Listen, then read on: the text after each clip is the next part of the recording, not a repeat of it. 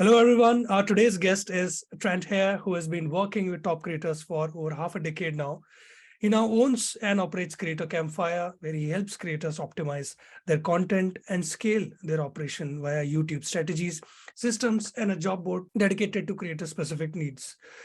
So now, without any further ado, let's get started with today's episode. Trent, welcome to the Thousand Faces Club. Thank you so much for having me. I'm glad to be here. So, Trent, please tell us about more about yourself as well as Creator Campfire, your role in it. Yeah, of course.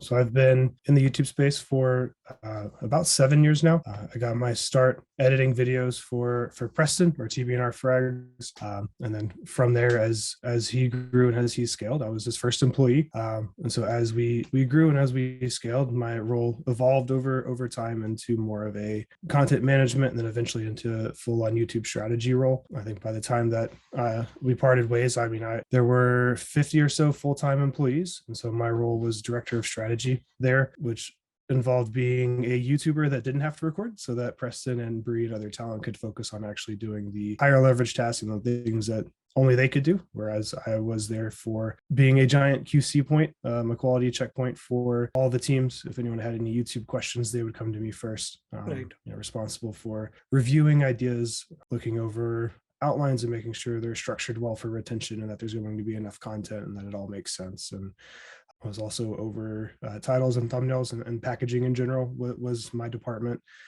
Then also after the video was published, breaking down analytics and looking at retention charts and other, whatever various analytics were needed to give feedback to all the different teams to make sure that they could keep growing and keep improving.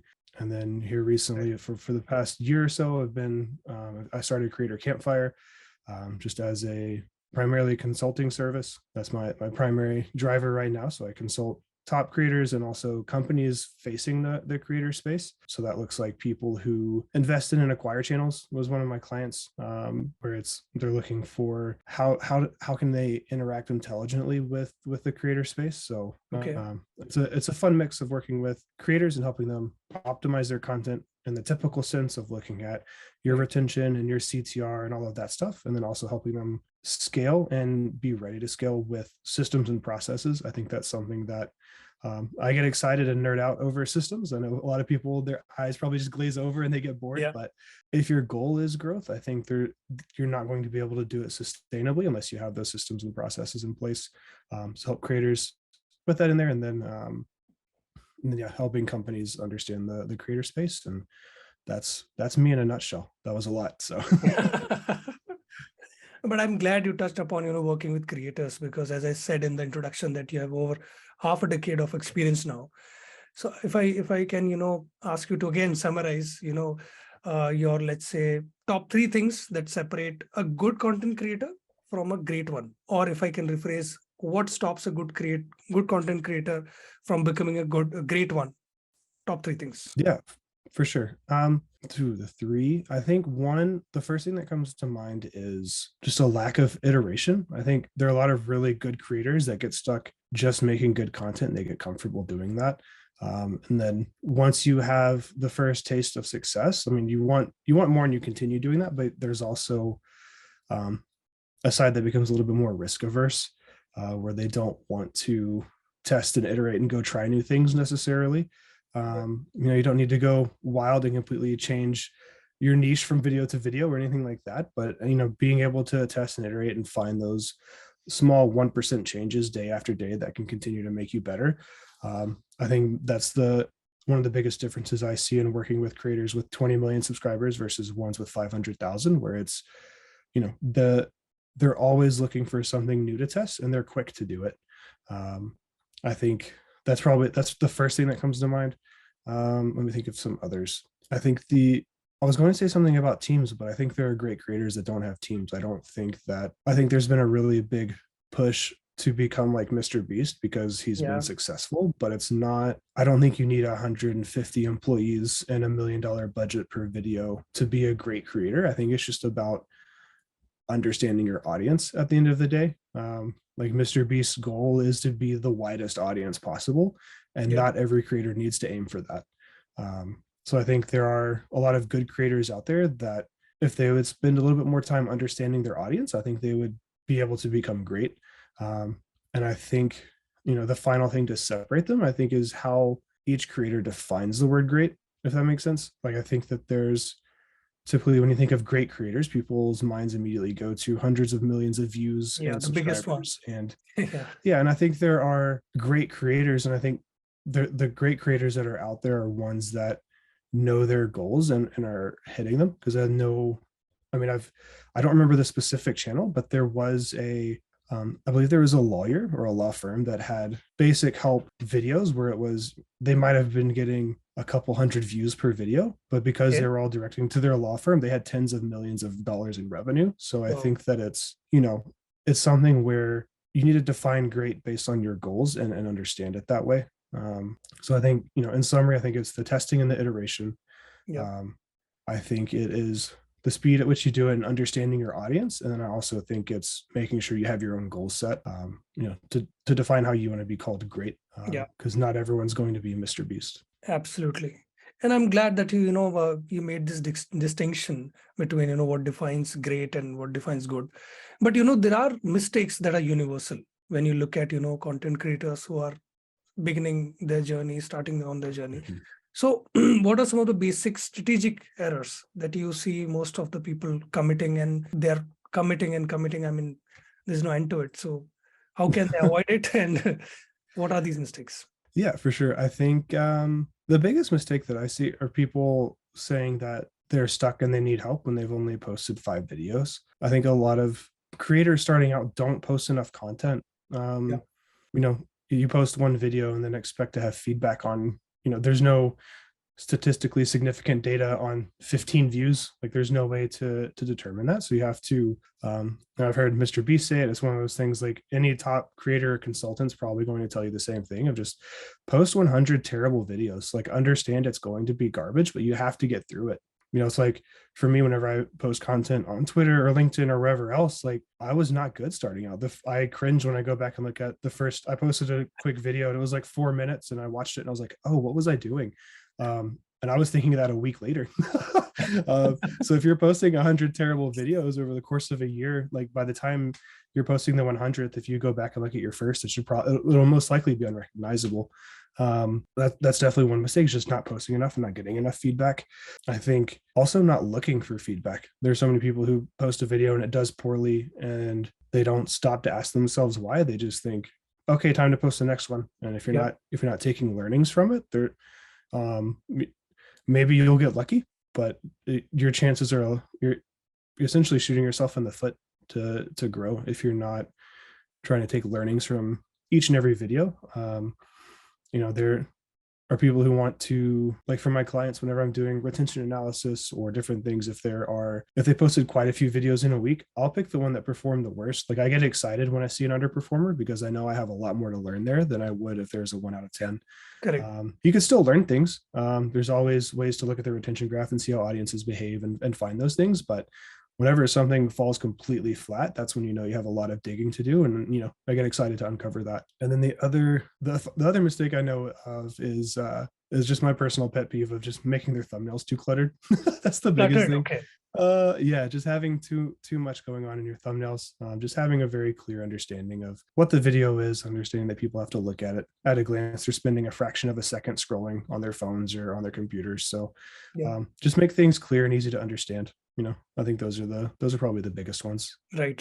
And speaking of audience, the majority of the people just drop off within a minute, I guess. I'm not sure about the exact numbers, but a lot of videos don't get people to watch those videos for, let's say, even 2 minutes. How to start a video so that you don't lose most of your audience? You may lose some, but how to retain most of it? Yeah, for sure. The framework I use for intros, like I call it the 4S method. Basically, the first thing you should do is support your title and thumbnail.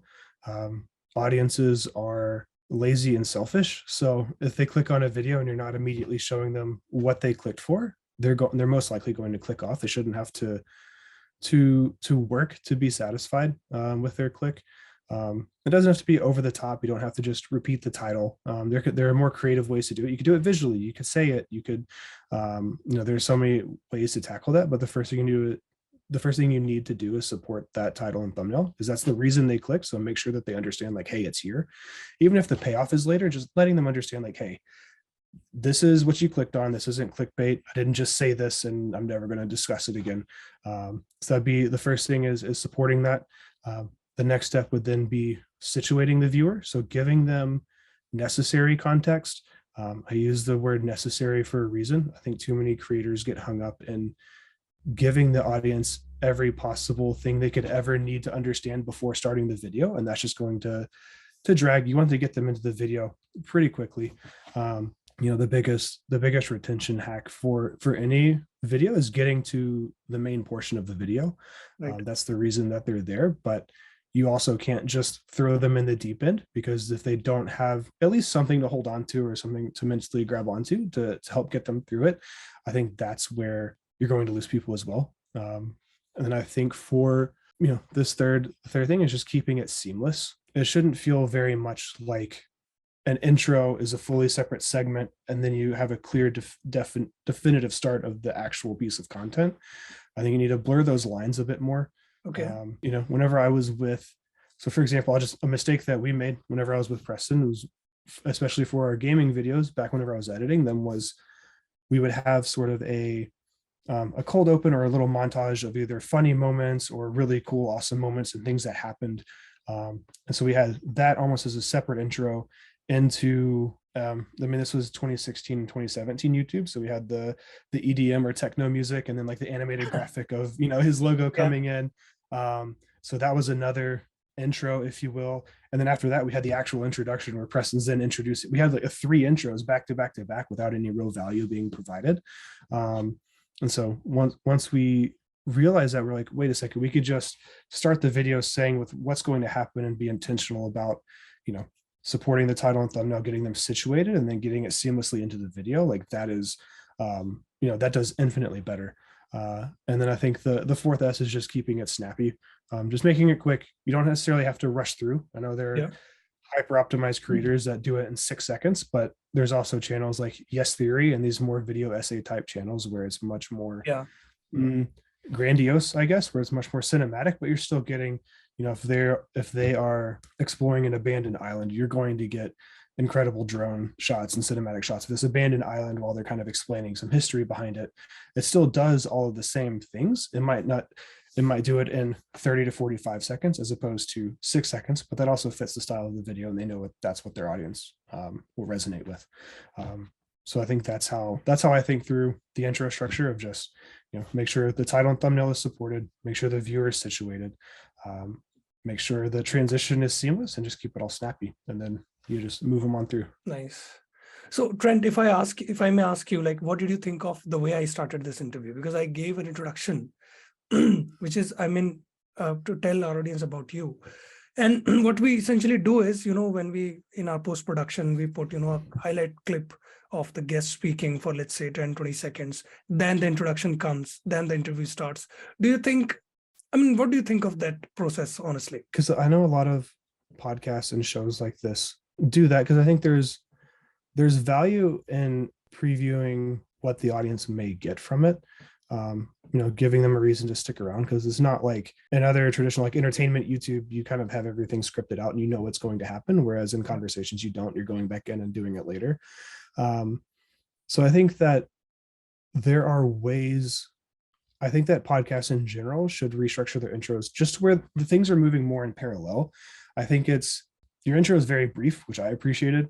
But even if you do a separate recording for an intro after this, where it's, today we're sitting down with Trent Haire, he's done this, these are some things you can expect to learn, and then kind of play a clip in there, and then you can kind of transition, like have it a bit more parallel as opposed to very sectioned off. And I think that'd probably be an improvement. But overall, like the quickness of it, we sat down, you said, hey, how's it going? All right, 3, 2, 1, we're into it. Like, I appreciate that. And then your intro at the start, is very, very quick and to the point. I think if you just have the separate intentional intro after, just kind of, because once we're through with the conversation, going back and saying like, okay, here are the biggest points that people are going to learn, and, pick some points that are maybe one at the start so you can hit on that soon so people know you're serious about what you're talking about, and then one in the middle and one at the end to keep people sticking around, then that's how I would go about it. Thank you. Thank you so much. We'll try to Yeah, of course. explore these ways. So, Perfect. so now speaking of, audience retention, which is much more harder, I suppose. Mm. You can correct me if I'm wrong. So how do you end a video so that, you retain most of your audience? For ending a video, it goes against every fiber of my being as an editor, but basically not having an outro, having it be very sudden.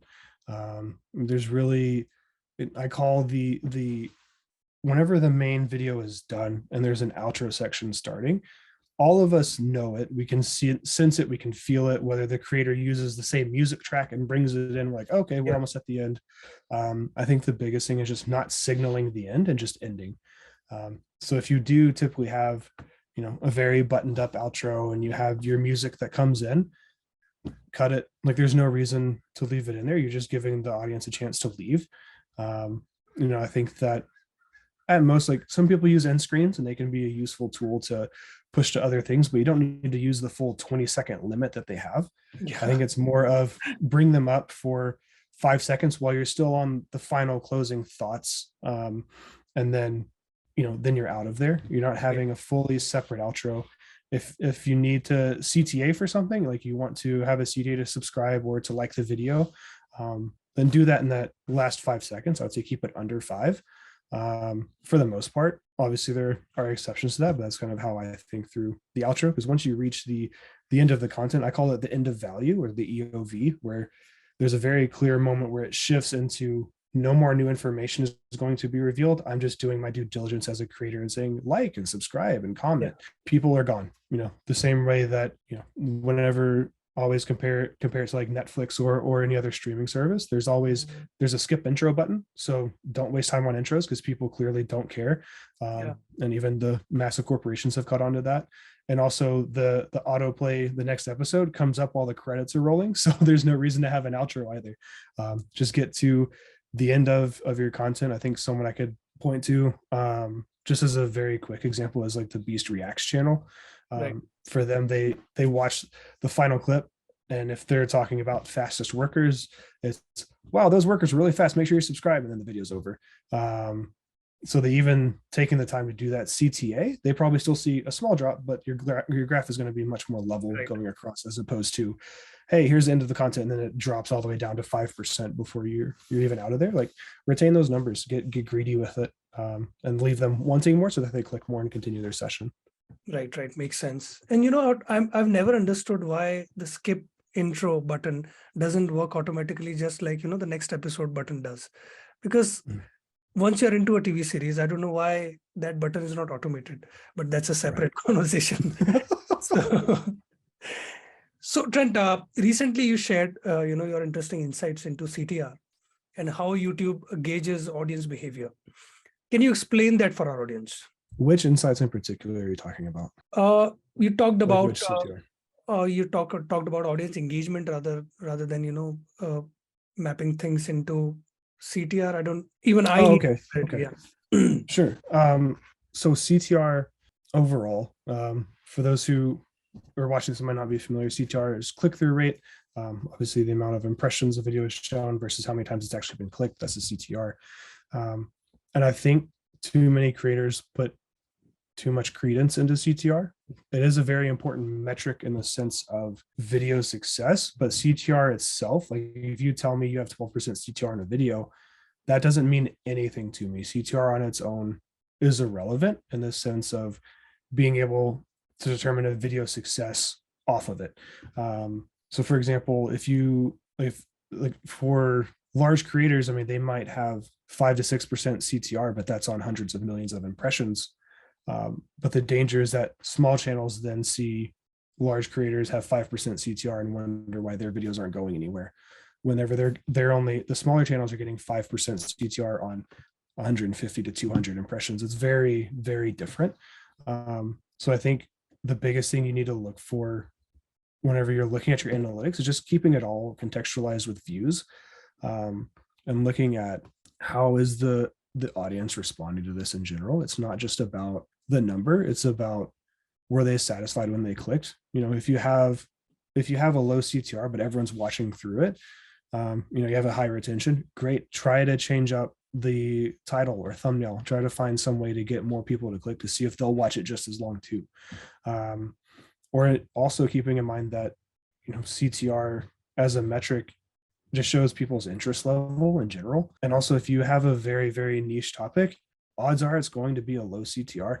It's just not going to go anywhere. Like, you're going to be, I'm trying to knitting coasters for a niche or something. Like, I don't know what that would be, but if you get 300 views on it, you've probably tapped out the whole niche. The only way you're going to grow that for this imaginary channel I just came up with would be like making these things for other trending topics, whether it's Minecraft themed or some other themed things, like doing these different challenges. I know that there is, I cannot for the life of me remember her channel, but she builds aquariums. Odds are you've probably seen her on trending. But she builds different aquariums for fish or for axolotls or various things. And her channel was doing okay, but then she started really focusing in on making a Minecraft themed aquarium for her fish, or doing these two different things and really bringing in some trending keywords and trend jacking a little bit. And she was able to grow that. So I think, to come back to your original point, like CTR on its own, if you tell me, hey, Trent, I have 10% CTR, why isn't my video growing? I'm going to have at least 15 other questions to ask you before I could give you any sort of information. Right. So don't just rely on the fact that your CTR is hitting a certain number or that your retention is hitting a certain number. Really focus on which videos get the most views, because odds are if you typically get 1,000 views and one of your videos hits 250,000, your stats, quote unquote, are going to be, I guess, quote unquote, lower in the sense that it got served to a wider audience. So understanding like where your video is going should impact your understanding of your analytics. So if a video of yours goes viral or is much more successful than your typical video, it's going to a wider audience. And so YouTube is, because it is performing so well in this small subset, it has to go wider. And that's just YouTube testing things out and putting it out there more. And so you're going to naturally see a lower click-through rate, lower retention, because it's not pushing to your typical audience. It's trying to find new audience and then hopefully turn those people into returning viewers. And so as you expand, your bubble expands and expands, and then you have 150 million subscribers and they're posting $1 million videos every week. Right. But yeah, that's how I think through the metrics and CTR in specific. Correct. So, I mean, you talked about, YouTube experimenting with stuff and, using your video to try out new stuff. You also, talk about YouTube algorithm. So speaking in the same vein, how should a creator work with the algorithm?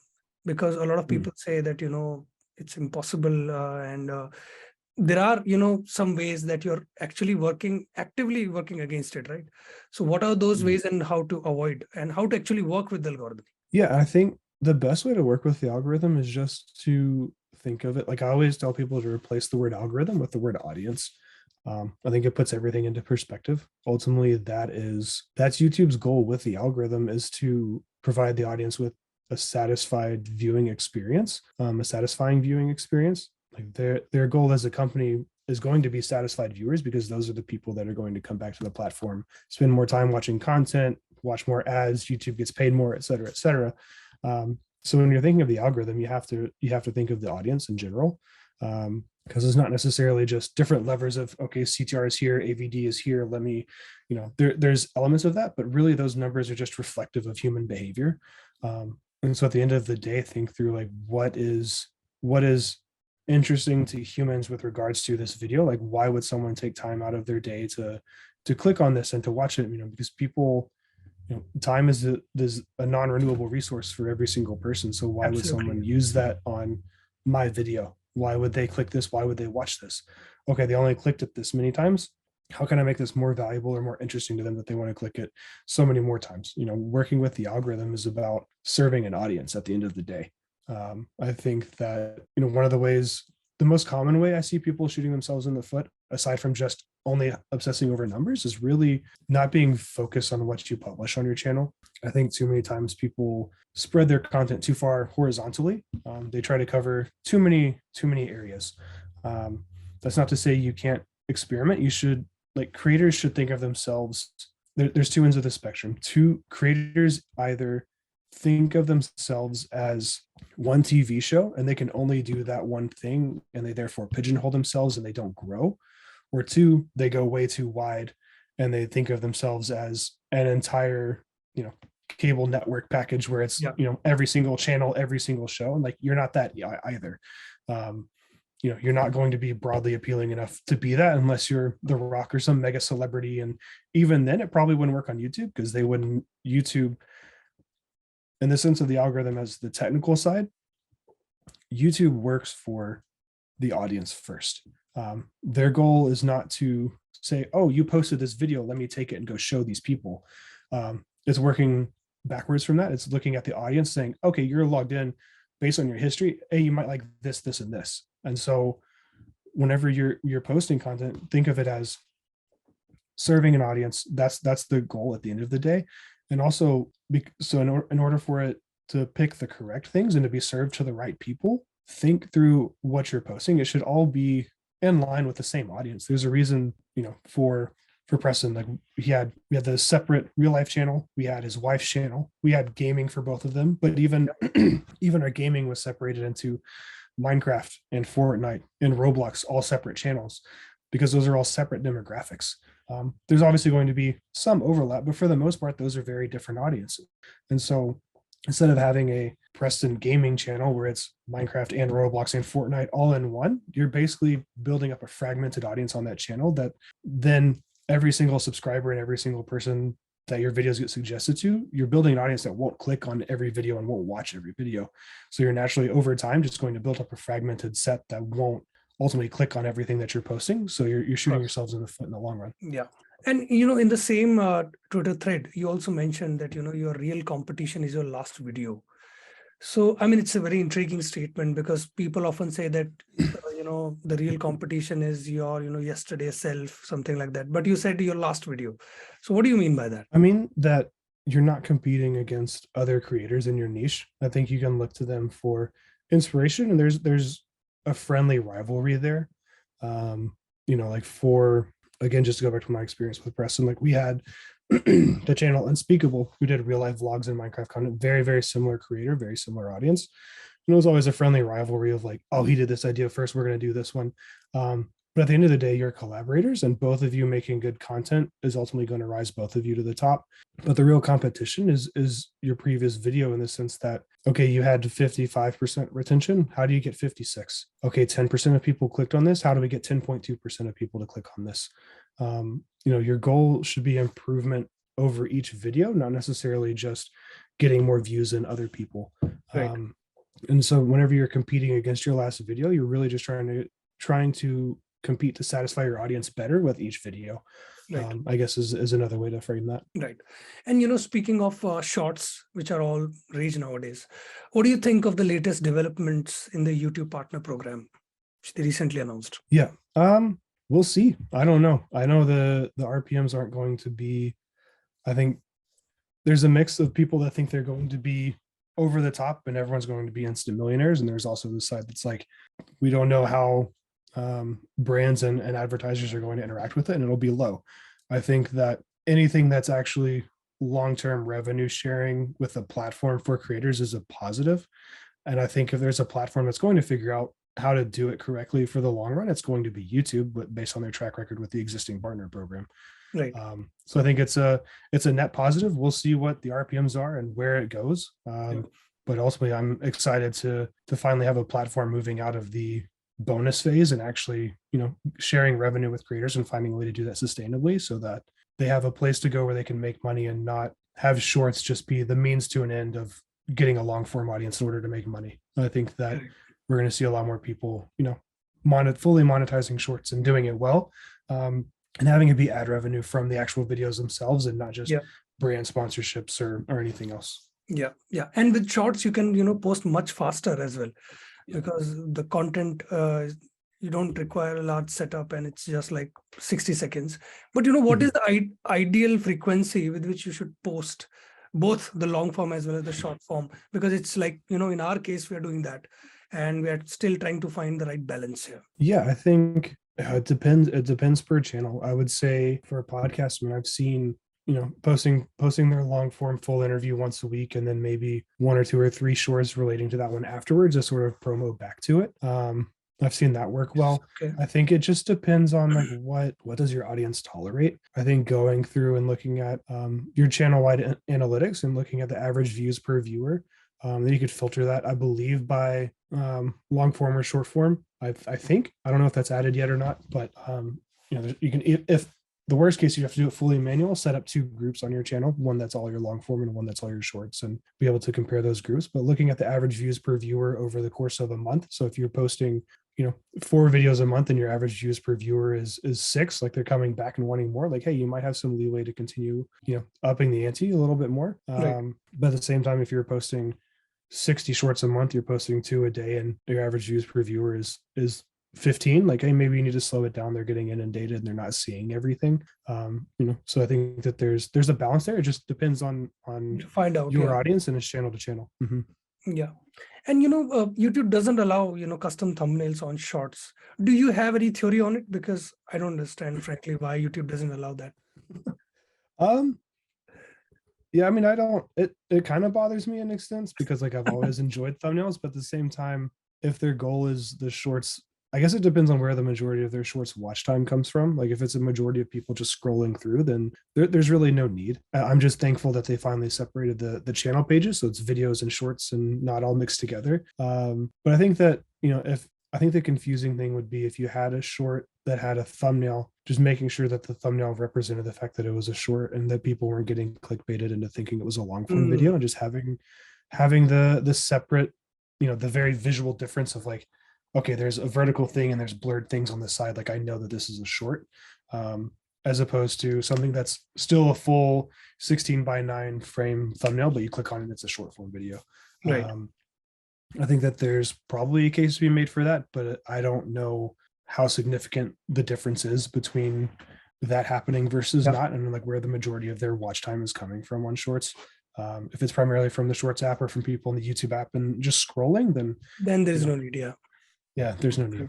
And speaking of content distribution, especially long form content, how do you distribute it for the maximum audience engagement? You just talked about like releasing 1 episode a week and releasing shorts, and how to make that arrangement where that there is a system in place. So what kind of system we should put for long form content? Yeah, I would say depending on your audience, it's 1 a week is typically just a standard that people do as a starting point, and then you can kind of iterate from there. Obviously there are channels that can't post once a week due to the nature of their content, like engineering channels like Mark Rober, some of those guys, where they're building stuff for months at a time and testing it, and you get 1 massive video a month or every couple of months, and I think that's fine. I think there are gaming creators that do the same thing because they do over the top challenges for hundreds and hundreds of hours. Right. So I think it's just, what are you able to do, and then also looking at, in an ideal world, you post as much as possible with the highest quality possible, but that's the ideal situation. That's the end goal. That's like the perfection that cannot be achieved. That's just what you want to get as close as possible to, while also maintaining your sanity and not burning yourself out completely. So I think it's just about looking at, like, for long form, it's just when, again, going back to the average views per viewer, like if you post once a month and then everyone's coming back and watching it and watching it again, it's like, okay, maybe we can try to get another one out there. And really it comes down to seeing how your audience interacts with each piece of content that you put out, and seeing like, okay, let me try, for Minecraft channels that I've worked on, that they've been posting daily, and then they were doing okay, decently well, but at the same time, like, what happens if we post every other day, or if we only did Monday, Wednesday, Friday, or Tuesday, Thursday, Saturday? Right. What happens if we slow down, if we slow down enough to not be worried about posting a piece of content every day, and don't just absorb that time back, but spend that time making the content better? How much further will it go? And I think that's something a lot of creators, it's a scary leap to make, because you are going to see a dip in views at the start, because your videos aren't going to be immediately received as the highest quality thing possible. And you're going from posting daily to not posting daily. So you're just going to see a natural decline in viewership. But in the long run, if assuming everything that is idealized in my head goes well, it's like, your CTR is doing fine. People are ideally watching it longer and they're more interested in your content. Right. And over time, you build up that reputation. Then in the long term, you now have a little bit more time back on your plate to focus on doing these creative things. Your audience is more satisfied. You're doing even bigger numbers on views. Yeah. So I think that it's just testing, iterating, see what your audience can and will tolerate and what they enjoy, and then Right. iterating from there. Yeah. Trent, who are your favorite YouTube creators? That's a very run-of-the-mill question, I know, but Oh man. Dang. I'm trying to think. I really enjoy Yes Theory is one of them, just because Mhm. their videos are so cinematic. I enjoy watching them. Okay. They're very thoughtful in how they approach it. Um, and also it's just a nice break from the crazy entertainment space of YouTube. Um, let's see, what are some others? There's a creator called Shy. Mhm. It's Shiey. He does urban exploration posts like once a month. Maybe he's one of these guys that's like goes and visits abandoned things, but his videos are very organic and very much just him exploring with a friend or doing something like that. I really enjoy those. Okay. Let me think of one other. I'm trying to think of I'm trying to think of what suggested to me the most. Yeah, I'll just leave it at those two for now. I'm trying to Okay. my YouTube suggestions are all over the place between clients and everything else. It's sometimes it's what I'm interested in, sometimes it's client research. It's a weird mix. I mean, one of my favorite YouTube creators is Nerd Writer, Evan Pushak, if you have seen his videos. He pushes Oh yeah. out one video at, I guess, in 1 month or 2 months. There's no cadence to it. But the Mm, quality, I mean, his video essays are just amazing. yeah. So you can all, Yeah. figure out and discover many more creators. So last question before I ask my last two couple of questions. Mhm. What is your strategic advice on reviving and redistributing old videos? Because there are channels that are sitting upon, content which they created in a very earlier phase of their, creator life, which I think, can they leverage it first of all? And how can they leverage it if they can? Yeah, I think it depends on how different the content is, whether it's not necessarily different niche, but like if the quality standard is drastically lower, then maybe not. Maybe you can turn them into shorts and have some life from it that way. But I think also a great way to just revive an older piece of content, like if it's still in line with your audience and your channel, then what I like to do on channels that I work with is go back and find videos that underperformed, but they underperformed with a decent retention and a solid retention. But then you can go back in and update the titles and thumbnails to match current styles. And they'll kind of, it might take a while and it might not work for every single video, but you'll begin to see them again being picked up and finding new life because they're being suggested to the audience that might not have seen it, Right. especially if you've had a decent amount of growth since you posted those. And then if you're still posting content similar, whether it's a similar keyword or different things like that, they can also help, bring some of those older videos back to life, because it's, I call it clustering, but like whenever you have that cluster of video or that bucket of videos is another term that people use, having, if you like, for example, like posting hide and seek videos for certain channels I've worked on has been, after a while you posted 30 hide and seek videos over the course of a few years. Whenever you post your newest one, all of your entire backlog is going to get pulled up with it. And so keeping in mind, if you have something that you're doing as a recurring series or is a relatively common thing, like making sure to keep the packaging updated on the older ones too, because they can see new life every single time you post a video that's related to it as well. Right. Amazing, Trent. So, Trent, we are in the third act of our interview, last scene of the interview. Uh, what is your outlook on YouTube in 2023? My outlook, I'm excited to see shorts become a little bit more legitimized. I think that I think shorts are here to stay. We'll see if they become their own piece of content or if they sort of settle into being the marketing, so to speak, for the long form, just as an audience growth hack and a marketing play to the long form, meat of the content and strategy, so to speak. Right. And so I'm looking forward to seeing that. And I'm also looking forward to seeing, I think overall, like the biggest thing we're going to see on YouTube is really, we're going to see creators building more community. I think Right. that's a lot of things that I think that's something a lot of people are talking about. Yeah. But especially with Elon Musk and Twitter and everything else that's happening on all these different platforms, I think there's starting to be a more serious conversation about owning your audience and what that looks like. So whether that's email lists or memberships or something else where they have direct contact and they're not mediated through an algorithm or anything else. I think we're going to see a lot more of that taking off, even more so than it already has been. So I'm excited to see, the shorts take over, and then just audience, creators not just being a face that people follow, but actually building real authentic communities around themselves to have their core fans, and also hedge against any recessions or anything else that may or may not happen, where it's we have build a moat, so to speak, around the castle, where it's like, I have this core audience. I know that if AdSense went away tomorrow, I would still have something here. And I think we'll see more of that along the way as well. Absolutely amazing. Trent, would you like to nominate anyone for our show or our podcast? I don't know if you've had him on yet. Have you had Jake Thomas, titles and YouTube title guy, on Twitter? Not yet. Oh, you need to get Jake on here to talk YouTube titles. It's a lot of fun. I like talking to him. Oh, absolutely. We'll reach out to him. Trent Haire, thank you so much for your time, giving us all the insights and your, outlook on 2023.